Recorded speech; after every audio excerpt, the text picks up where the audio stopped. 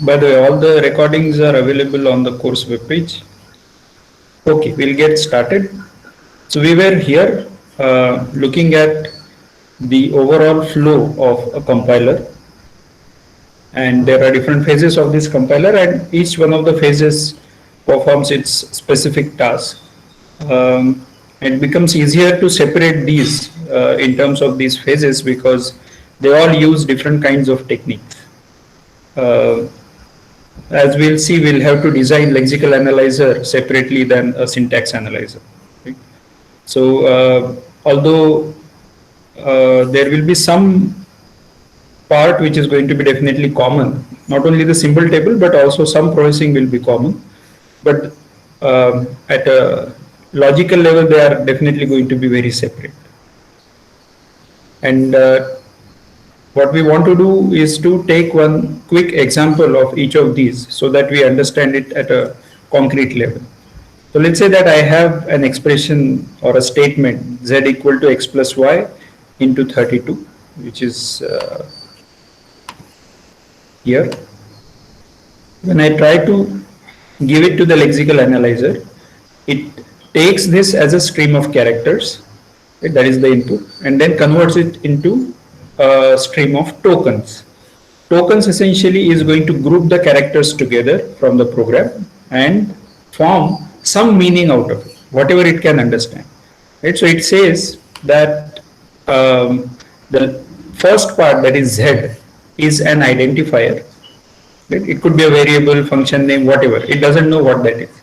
Just that it is an identifier, and it finds out from the symbol table that its location is 1 in the symbol table. So it is going to give, I'm just mentioning this as 1, but in general it is going to be a pointer into the symbol table where that entry exists. The second part is, I'm just mentioning, so these angular brackets just signify the limit, the starting and the ending of the token. The second token is equal to. Here I am not specifying anything, but in general you might as well want to say that, okay, this is an operator and the operator is equal to. Right? So that is one way in which you can say. Here I am just mentioning it as equal to, which just says that it is an equal to operator. Similarly, this becomes x, id 2, this is y, and the operators remain the same, and this is a constant 32. Right? So all of this is interpreted by the lexical analyzer. This interpretation is not the same as the compiler interpreter that we talked about. It just collects the characters, forms a token out of it, and how does it know what token to form, etc., that we are going to see. But in this case, we can imagine that for z, x, y, it would say that these are identifiers. Right? Importantly, it doesn't know if x or y are variables or functions or some other entity into the program, right? It might know that certain thing like FOR is a keyword and it is not a variable, but at this stage it doesn't know if it is a function name or a variable name. Plus it doesn't know if the variables have been declared, etc. So that is not part of the lexical analyzer. Once I have this stream of tokens that is fed into the syntax analyzer, which is also called as a parser, what it tries to do is to build a structure out of this. So it tries to make sense of these stream of tokens. I think some people are waiting to be admitted. May admit them.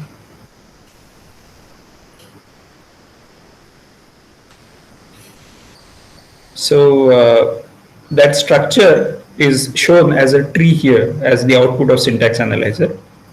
And as you can see, ID3, which is y, into 32, that combined with plus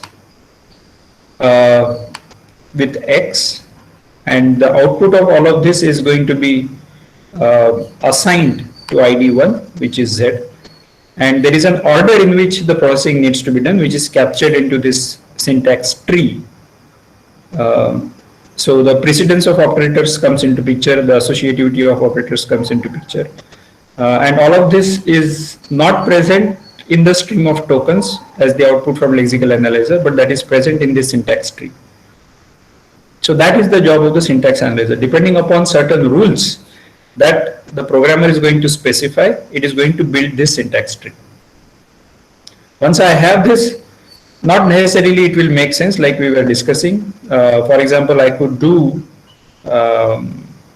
let's say plus on a char star string, right, which may not make sense in C or in a particular language that you are designing. Therefore, I need to perform this semantic analysis.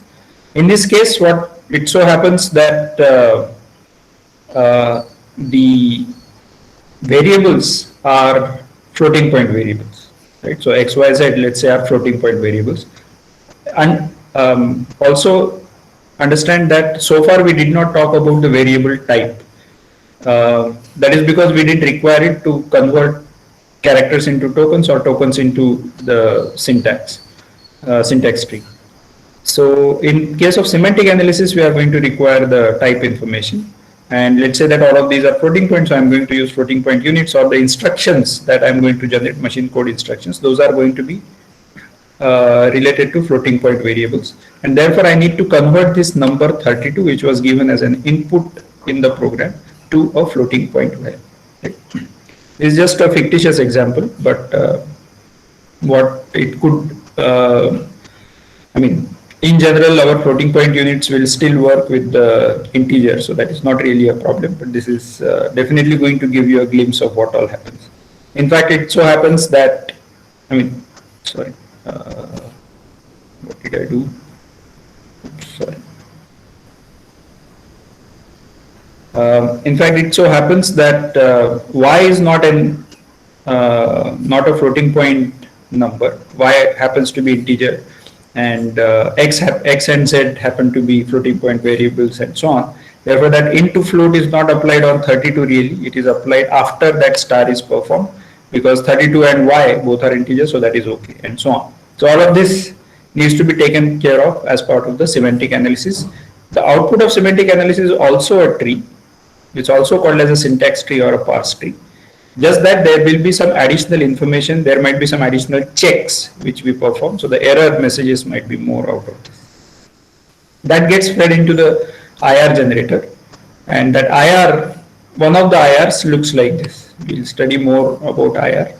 For example, this is called as a three address code or three address instruction, where there are at max 3 variables in a program, at max 3 addresses in an instruction.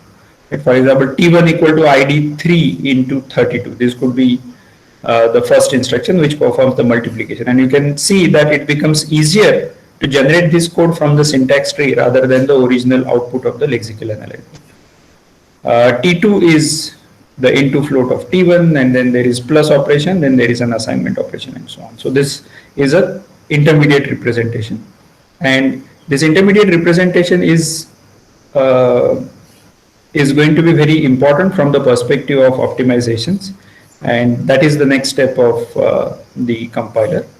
So as you can see that T3 is kind of redundant here, right? We just store it in T3 and then load it from T3, so we can optimize it here by removing T3 directly and say that ID1 equal to ID2 plus T2. There could be other optimizations which we are going to study, which can be performed. And again, this is machine independent, that T1, T2, T3 are temporaries which get generated, and all the compilers will generate these temporaries. So yeah, so this becomes machine independent optimization. After we have this IR, then we are going to generate the actual code. That generation of actual code is going to require you to make use of registers, make use of specific instructions which are given in the assembly language, etc. So this is the example for some machine architecture, right? So this code generator needs to know about what are the instructions that are supported by the hardware, what are the set of registers, essentially what is the ISA of that, what is the instruction set architecture of this particular hardware, right? So this code generator comes into picture here. So you can have instructions like load this variable ID 3 which ID3 was our Y, right? So load that value from address of Y into register R3, multiply 32 with R3 and store it in R3. Then integer to float in case such an instruction exists. R3, whatever is there integer in R3, convert it into a floating point and store it in R2. Unlikely that R3 and R2 will be the register names. It could be something different because this is talking about a floating point value. Then load float, which is ID2, which we have said is X into R1. And then add float. Now we have R2 and R1 containing the operands for the add instruction, and store the result into R1. And then store R1 into ID1, right? So although you might say that this essentially is again getting back into the temporary that we had removed T3, right? So you have stored something in R1. Why don't you directly store? Why are you using R1 here in addf and storef? Why don't you just directly write to ID1? That is not always possible because that add instruction needs to perform the addition and the store instruction needs to perform the store, and not always you will be able to combine. Most of the times you will not be able to combine these into the same instruction. So you will need some intermediate storage. In this case, having intermediate storage as a register does not harm because registers are many times these are on chip, and therefore it does not cause any trouble with respect to the performance. After this code generation, we can again perform a machine dependent code optimization. One optimization could be that instead of using heavyweight multiplication, which will be generic, I know that 32 is power of 2. I know meaning a compiler needs to figure out that it is power of 2, and therefore I might be able to use a faster shift left instruction to take care of this, to multiply by 32. Rest of the instructions remain the same. So that becomes an example of machine dependent code optimization. Any questions so far? Sir, this machine dependent code optimization, is it done by Yeah, I think Ravi is asking a question. Unfortunately, my this thing is not working. Let me just a minute.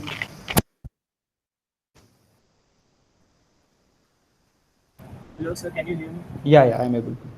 Yeah, I was just asking that is the machine dependent code optimizer a part of a package like GCC, or is it, does it come with Intel or AMD package or something like that? No, it is a part of the GCC. It's just that while installing, it will check what your hardware is, and depending upon that, it will install the appropriate packages. Sometimes it will just involve a lot of packages which are not really even necessary, but those are just there. So you will, if you see the installation, you will see that you can generate code for x86, you can generate code for AMD, you can generate code for Spark, or all arbitrary different software. It doesn't take much space, but just that those functionalities are there.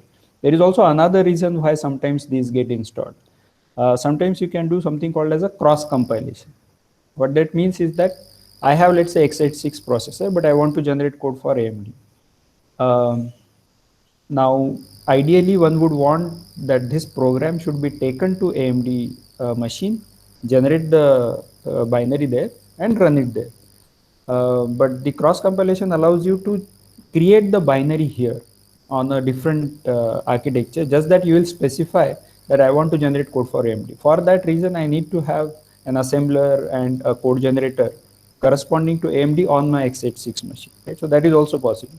Many times what you, sometimes there is a simulation happening in the sense that, let's say you are using some mobile phone, right? You are generating some, so mobile phone meaning not as a user, you are generating code for a mobile phone, right? So you are developing an app and you are generating code corresponding to that, and you want to simulate the software, simulate the hardware.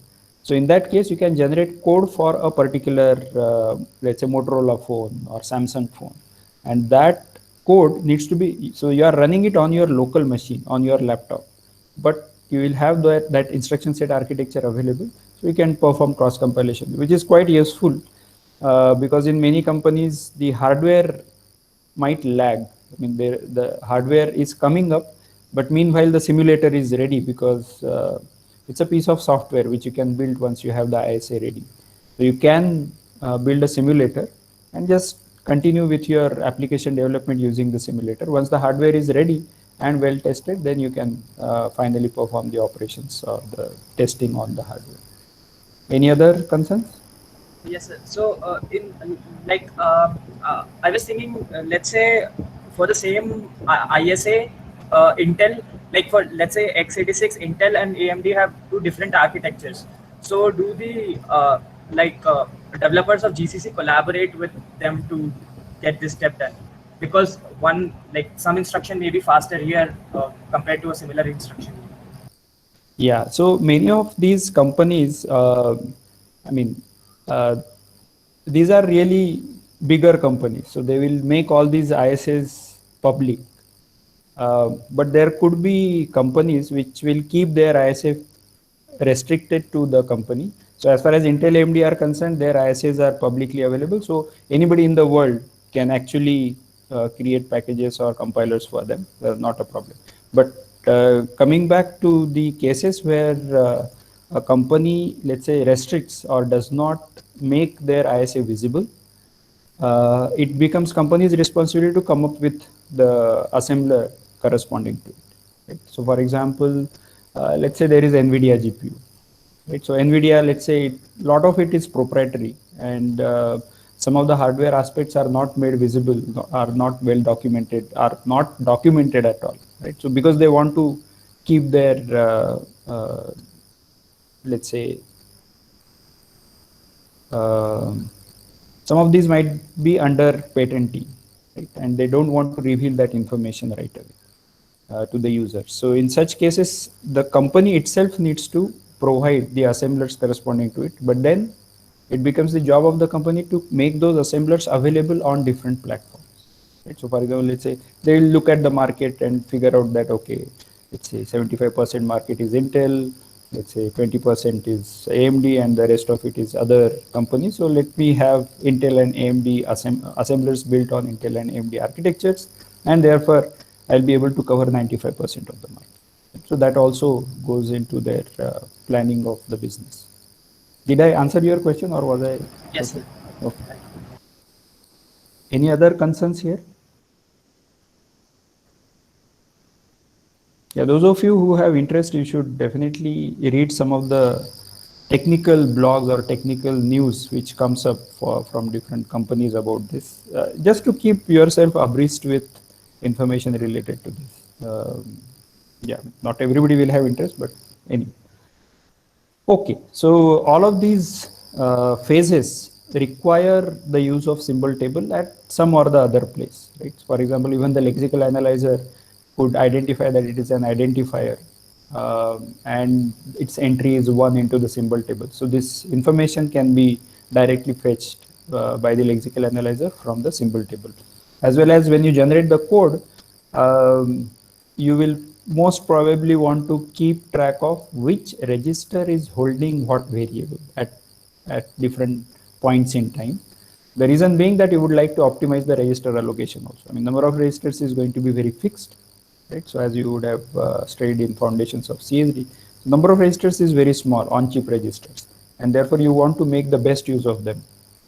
And the number of temporaries, number of variables in your program could be arbitrarily large. For example, you can have an array containing millions of elements. You cannot put those into registers even if you are accessing them into sequential manner. So the important ones you would like to put into registers and so on. So during code generation, even the register allocation, which is an important part of code generation, comes into picture. All right, so just a few points about the symbol table. Symbol table is more like a hash table. Right? It gets typically implemented as a hash table, where you have the string corresponding to, uh, it could be variable, it could be a type, it could be a function. Function name can also be considered as a variable. Shall I go back to not using the headphone now? Yes, sir. Okay.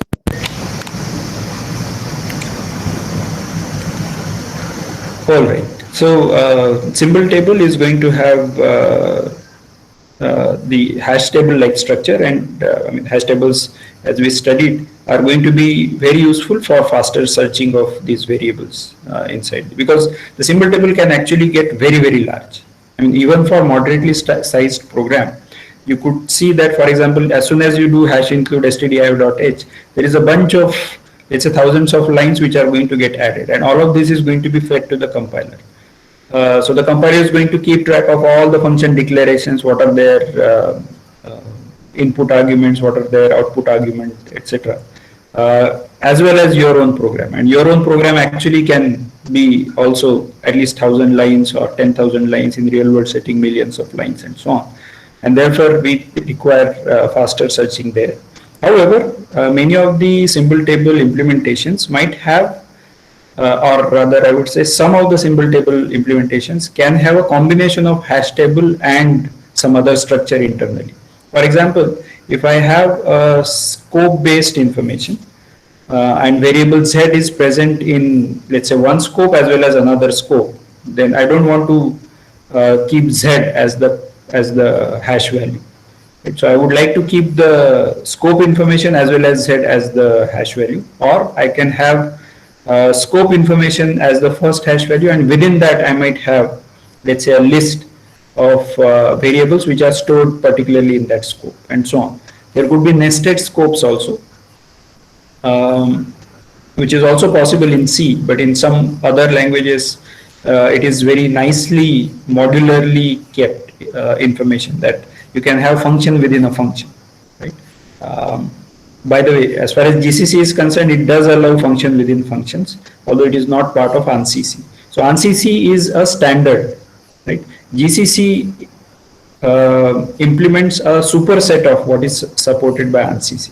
So whatever is there in ANSYS standard, that needs to be supported by any of these compatible ANSYS compatible compilers like GCC. And it also provides some additional functionality. So for example, as I was mentioning, nested functions is possible to be implemented in using our GCC, for example. So all of that is supported, but even in ANSYS there is a notion of nested scopes, because you can have braces, right? So that defines a scope, and you can have nesting of these braces, so that automatically gives rise to scope information. Some of these scopes are named in many languages. For example, I think Pascal has, you can have function, and then within that you can have function definition and so on. Or you can have a class, and within that you can have a function, for example, in C++. But in case of C, the scopes become kind of unnamed, because there will be braces, and then within those there will be braces. You cannot name a particular scope, right? So that unnamed scopes require you to generate some sort of temporary names for those scopes. This is just for internal bookkeeping for the compiler, because the user is never going to access a particular scope in case of C. But in case of other languages where nesting is possible, you will be able to access. For example, as soon as we say C++, std : cout, right? So that becomes a namespace, which is a scope std, and within that whatever is present, like cout.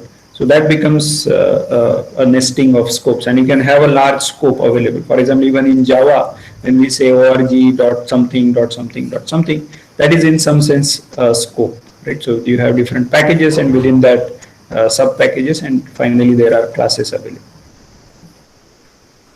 Yeah, so the functionalities of symbol table is to record names specifically, not only variable names but lots of other information also.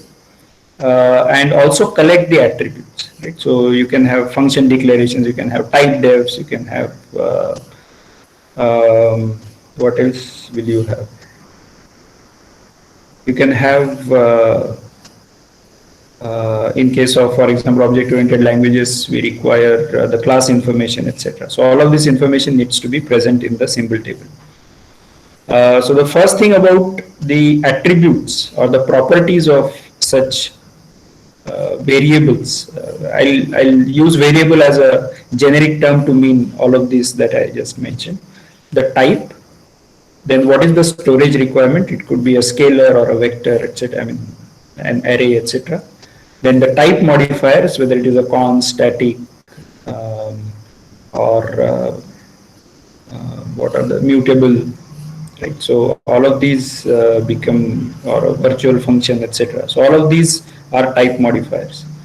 What is the scope information? This scope, I mean, I'm just mentioning that global and static, although these are not the keywords, these just mention of what it is. So I will talk about I will store this information that this variable is in the global scope, or this is a static variable and so on, or this has a static scope within the file, etc.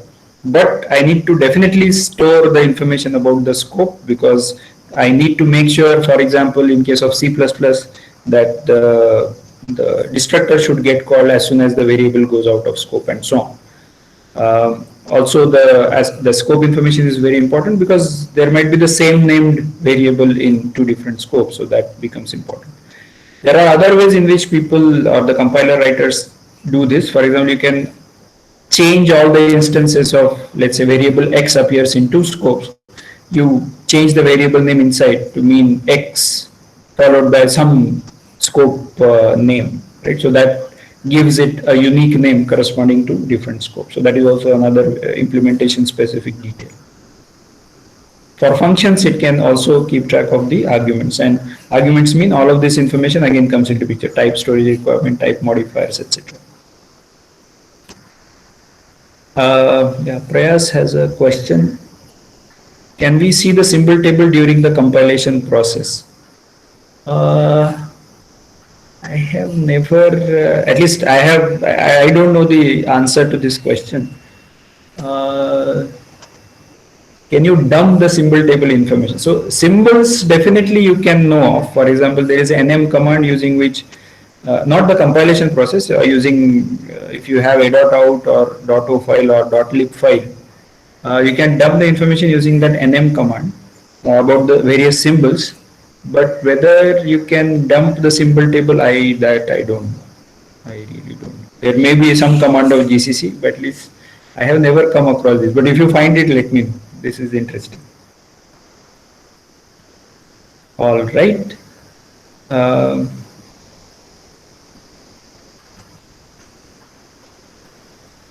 Most of the times the symbol table gets used for insertion of the variable, or in a generic sense, and searching for that variable. Whenever you access a variable, you want to generate code corresponding to it. For example, we were looking at the assembly code where variable A was given as -8 of RBP, right? So that variable A is stored at -8 location corresponding to whatever address stored in RBP. That information also needs to be stored in the symbol table, so that when I generate code for A, I need to go and fetch that information. In some cases, deletion also happens, but that is not really required if you are keeping track of the scope information. So that is a little rare.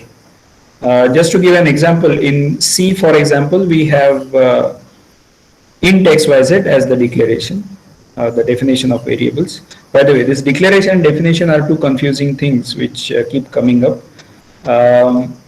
And what I am going to mention to you is not a universal definition of declaration and definition, but we'll follow that in our discussion. Right? So a declaration means that you are mentioning about a mnemonic, but not allocating memory corresponding to.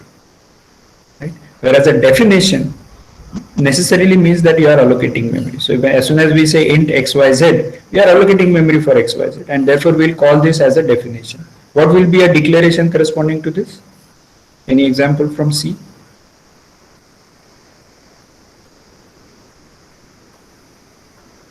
Okay, Shavik has given a pointer. Shavik is going to be one of our TAs. He has given a pointer about the symbol table in case you want to see additional information. Yeah, so what will be a declaration corresponding? Okay, yeah, extern will give you a declaration, right? It does not, yeah, correct. It does not allocate memory. It just gives you an information that this particular variable is of this type and it is declared somewhere else. Right? So that is a declaration. There are textbooks which will say that unless you assign a value to a variable, that should be considered as a declaration. So int xyz becomes declaration according to these books, and int x equal to 0 becomes a definition corresponding to this. But we will follow the declaration to mean without allocation, memory allocation, and definition means memory allocation, irrespective of whether assignment has been done or not. So we'll say that x equal to 0 is an assignment rather than a definition. All right, and Pascal has this strange syntax. So where x comma y comma z colon integer, right? So both of these declare the variables in the to be of type integer, but there is a difference from the compiler perspective, right? Can somebody point out what could be that difference? So now imagine that you are a compiler writer and you are looking at these two different types of variable definitions. Would anything matter? Parsing will be different, right? That is correct. And what will be an implication of that parsing? Parsing will be definitely different because these two languages are going to have different syntax. So we will have to have different rules corresponding to them. But there is an implication because of that, because of the way the grammar corresponding to these two definitions is going to be in different languages. Okay, let me put it this way, that Pascal came in C, we know the type beforehand. Okay, that's on the right lines. What does that mean?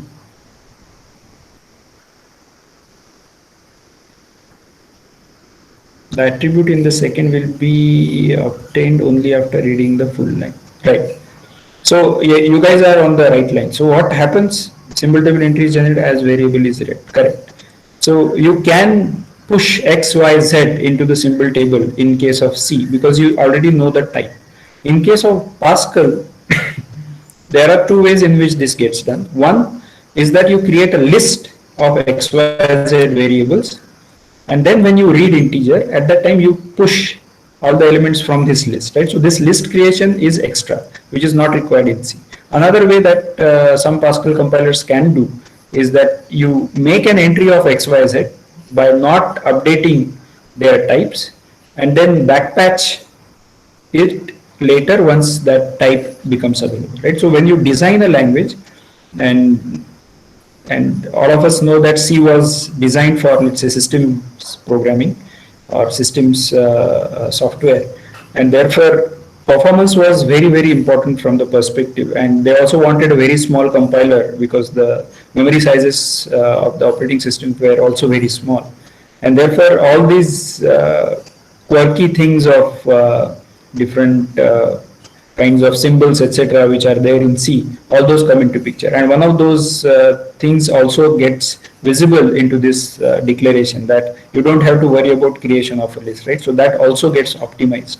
So how you define the language syntax is very important from the perspective of performance, as well as primarily performance in the context of C. Although this has become rather a historical note now, because although performance is important, more and more people have started realizing that the syntax should be such that it should be easy for a program, right? So that was not really the main concern at that time when Ricci developed C, but people have realized that it should be as easy for the programmer as possible, very similar to natural language syntax, but not quite. And that's the reason why some languages, scripting languages specifically, become not more popular, but people prefer it for fast prototyping, right?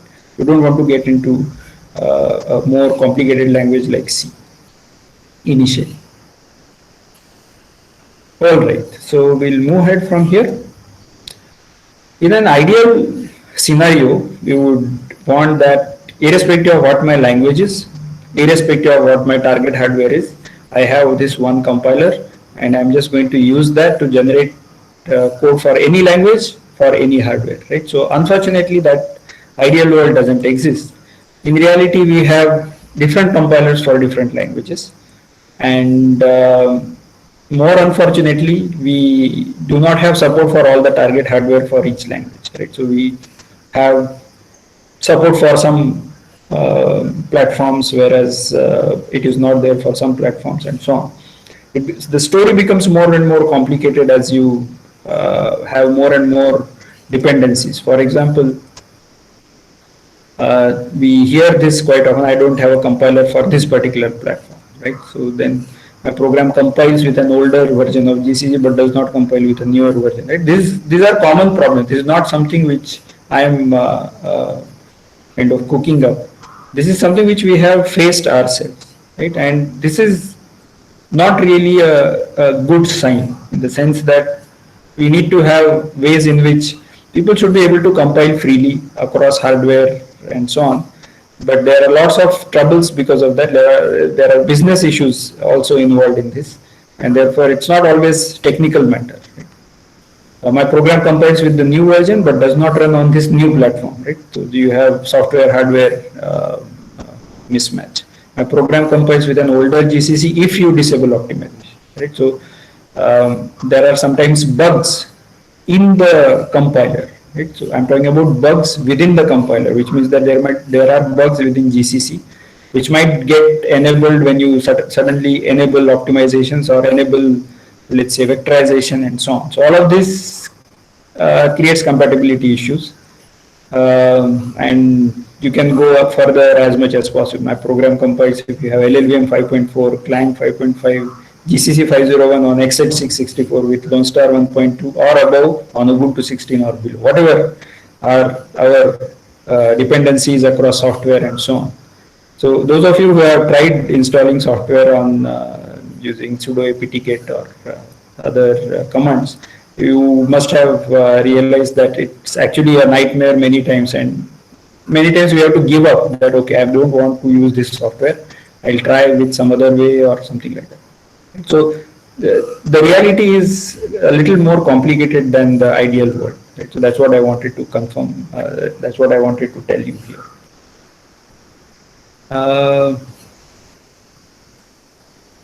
Yeah, Shovik is mentioning threats to external validity. Yeah, so threats to external validity is a term from software engineering. So what we do is, so we have certain prototype which works for the kind of benchmarks or kind of programs that you have tried, but there might be other parts which you have never tried. Right? So there are threats to such external validations that I have done some. It need not always be the software research work. It could be anything, right? So any work or any software or any library that you have built, it might not work beyond what you have tested for. Right? So those threats is what was mentioned on the previous slide. Okay, so the programming languages kind of evolved from 1950s onwards, and they are still evolving, and more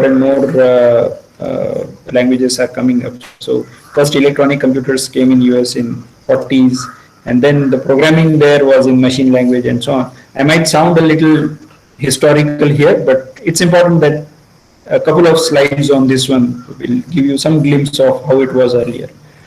The primary statements there used to be move data from one location to another, add the content of two registers, compare two values. I mean, with that machine language, you cannot hope to build Instagram or Facebook or Gmail, right? So, but there were some very simple, small programs which people used to write. And this was definitely slow, tedious, and error prone. And people used to commit lots of mistakes, and people used to get very happy as soon as they have, okay, there is one 4-bit number, there is another 4-bit number, and if I add them, I get the correct output, right? So those 2-bit numbers used to be fixed, right? It's not a variable. So 1101 and 1010, if these two numbers are added and I get the correct output in 5 bits, I'm very happy, right? So those used to be the days when we had to do this. And therefore, even computer science had not started by then. Many of our colleagues were from electrical and electronics background, and those built these machines and tried programming and so on. Yeah, you might, if you, at a first glance, this might look like there is Maggie coming out of some machine and there are some buildings here. But this is actually punched tape and this punched card. These terms you might have heard. Um, so these are again historical things where people used to, so punching used to be the way in which you distinguish between 0 and 1. Right? So you have punched it, so it becomes either 0 or 1. I don't know what that was, but yeah, so accordingly you will create a number using punching, and that punched tape or punched card you will insert into the machine. That machine is going to read, which will have a reader for the punch. So it's a mechanical machine which is going to read if it's a 0 or a 1, that is the paper exists or not, and depending upon that it will interpret the value, and then it will interpret the opcode, and then it will interpret the another value, whatever format it used to have, and then it will generate the output. And just to make you realize that this is not very old, so this image is from something which is from I think 80s or so. I'm not able to see the year here, but probably this is from the 80s. And these, in case somebody is interested and you are allowed to come back in time to the institute, you can come to my office. This is something which I have in my office. And you can see IIT Madras logo on the punched card, right? So the above one is punch tape. That PDP used to be PDP 7, PDP 11 used to be the processor on which you will insert this and get your program done. That Fortran program you had to write using this, right? So it was really difficult to write, to punch this and then submit it. And people used to, I mean, the way people used to program was that punch this, and you can see that there are 80 columns here, and that's also one of the reasons why I think in some of the command prompts we used to have 80 character limit earlier. So anyway, so people used to come to a central computing facility like our computer center.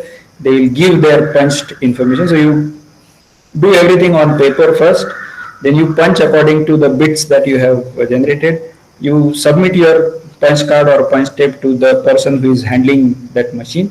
That person will collect a bunch of such cards for a long time, maybe in the morning up to 11 o'clock or so. And after that, he will feed all the cards to the machine. The machine will go on doing this. And then in the evening, you come back and see that whatever is the output that got generated, to see that there was a bit error.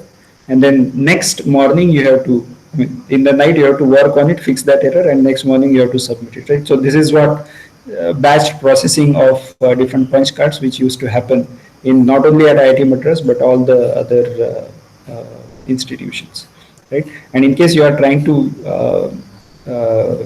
kind of decipher what my age is because of this, I should mention that these I obtained from Professor Deepak Kiman.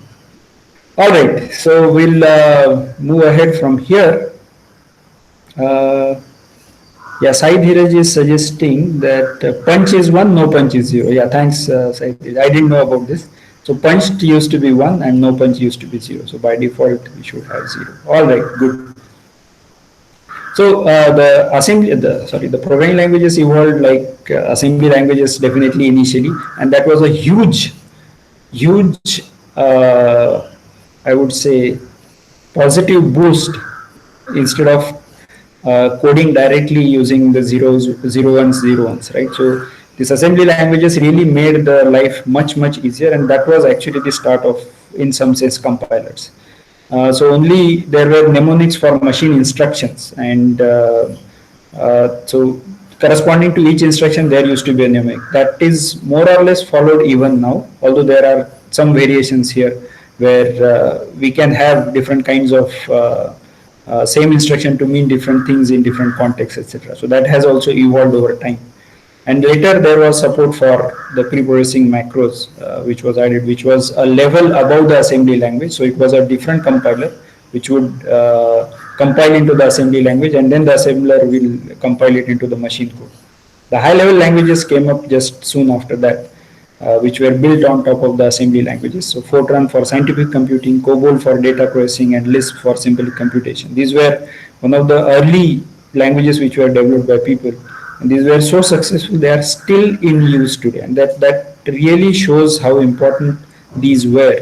And these have sustained the test of time. And that's really something which is very impressive about these languages. COBOL you might not study in schools, but COBOL does get used in most of the important banking applications. Most of the other data storage is, the backend is going to be COBOL. Although at the front end you will have Java and so on, .NET, etc. frameworks. In the backend, all the information, financial information is stored in COBOL. Most of the early companies. The reason being that COBOL used to be the language for financial aspects, and nobody really wants to touch that now, because as soon as you try to convert those codes into let's say Java or other languages, Python, etc., that is going to cause bugs, and these are financial bugs. So people don't want to touch that. Yeah, and if you study COBOL, you are probably going to be paid well, and howsoever ironic it might look like, but yeah, that is how it is. And I mean, COBOL, at least from my experience, COBOL is a very, very badly designed language. I mean, there is something like you have to type something in a particular column to make sure that that starts a new section and so on. So that is not something which we are used to. But maybe during those times that was probably okay. All right. So the programming languages can also be classified in different ways, because we have large set of languages. You should just Google for programming languages Wikipedia, and you will see a large list of languages which are sometimes well known, sometimes not well known. But I didn't see that any letter from A to Z was unused for a particular program. So you will find programming language from every alphabet.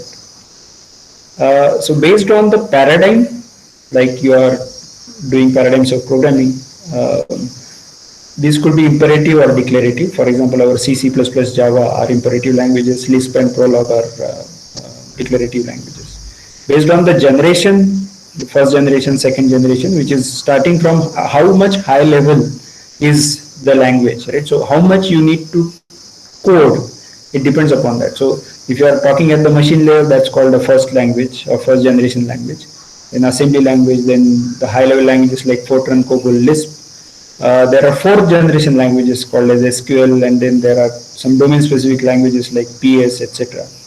Prolog, etc. is called as fifth generation language, and the reason being that in what they say is that if you have to specify what and not have to specify how, then it becomes a fifth generation language. So in case of Prolog, the way you will study Prolog in the paradigms of programming, you will see that some of the inferencing gets done automatically. Right? So that part gives it a slightly higher level flavor compared to languages such as Lisp. There are others. For example, we can talk about object-oriented languages or scripting languages and so on. So there could be other ways in which we can categorize these programming languages. Yeah, I'll briefly finish this slide and then we'll stop here. So overall, compiler writing is challenging. You are operating at multiple levels of this abstraction. There is a machine code, there is assembly code, there is intermediate representation, then there is abstract syntax tree, there is at the highest level is your source code, and even above that there is a problem specification, right? Or rather above your program is the algorithm, right? And above algorithm is the problem specification. So there are multiple layers at which you will operate, and initially you will find that it is very difficult to code up in that Lex and Yak, because you are writing specification of the compiler. You are not writing a compiler. You are writing the specification of the compiler. So you are one level above that. Right? That you are writing is going to generate a compiler. So that Yak is called as yet another compiler, which means that you are going to, that Yak tool is going to help you generate compiler. Right? So therefore Yak is a compiler. So that is going to give you some goosebumps initially as to at which level I am operating, but slowly you will get used to it. And that's also one of the reasons why it comes in the fifth semester. Just for the sake of basic understanding, compiler is a large program. It has nothing to do with the hardware, in the sense that it should know about the hardware, but it is not part of the hardware.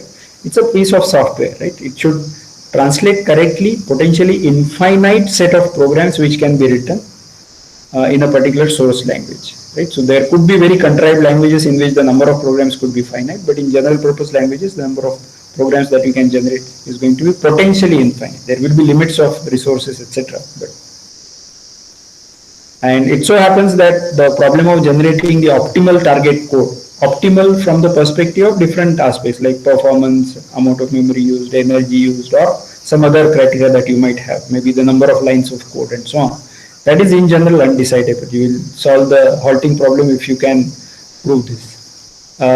So therefore we need to worry also about not only algorithms but also approximation algorithms, heuristics which come into picture, and various trade-offs that come into picture along with heuristics while talking about compiler writing. So there is a nice algorithmic framework which we are going to study, but there will also be certain heuristics that we'll have to make use of because people actually use this in practice. So we have to make sure that it is fast enough such that it is useful for any user. And we say that in compilers theory meets practice, and so it's a very nice amalgamation of both the theoretical aspects that we have studied in discrete maths and LMC, and the various practical aspects with respect to programming as well as algorithm implementation. Right? So we'll stop here, and if there are any questions, we can take those up now.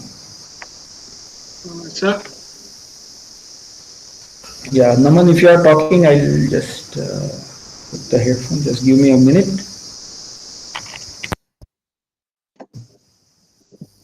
Sir, can you hear me? Yeah, I'm okay. Sir, I was just suggesting, could you give separate links for the Google Meets for all the days and all the slots? Because it will just add to our Google calendars, so it will be easy for us to join. So why is that a problem? Like sometimes I don't remember the time when the class is. So if you send particular links for all the slots, then it just adds to our Google calendars. Yeah, so sure, I understand that. I thought that this is probably going to be easier. So what I did, I mean, even in my calendar, I would have forgotten. So what I did is just added 4 different things to my calendar that my class is at whatever 9 o'clock, 8 o'clock, 12 o'clock, and 11 o'clock on these 4 days and repeat it weekly.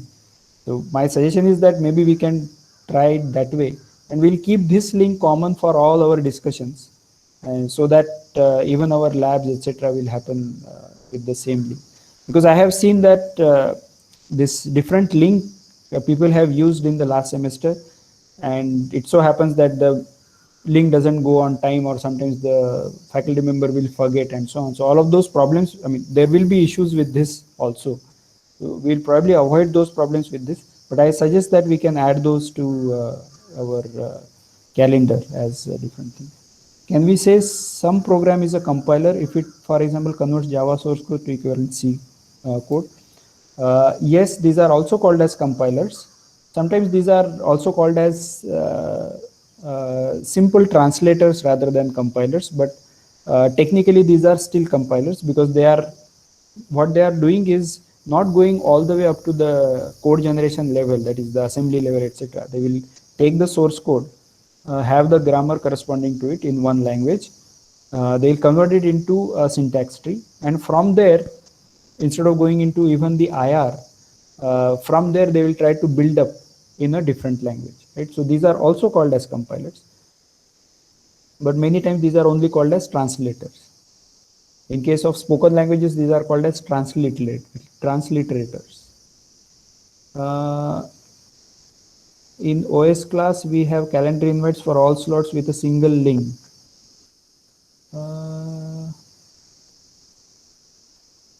+1 for same link. Okay. Maybe what we will, yeah, so looks like, yeah, some people want it this way or the other way. What will, is there an invite that I can send to all of you for different days? I'm hoping that we'll not have Friday timetable and so on across days this time. I'll see if I can send the invite with the same link to all of you as a calendar request. Maybe I'll try that. If that doesn't work, then I think you will have to update your calendar once so that you can repeat it weekly, let's say up to end of October or so. 4 times a week you will have to add that, or maybe 5 times. Okay, how were the first assemblers and compilers written? Yeah, that's a good question.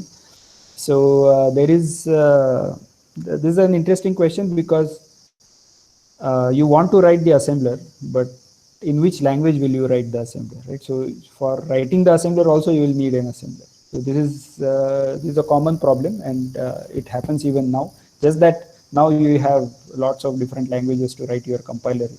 But there is a notion of bootstrapping. What it uses is that you will have the machine instruction. So initial basic part that you require will be written in the target language. In this case, let's say the machine language. So you will build an assembler, some part, basic part, some code generator, basic code generator in the machine language.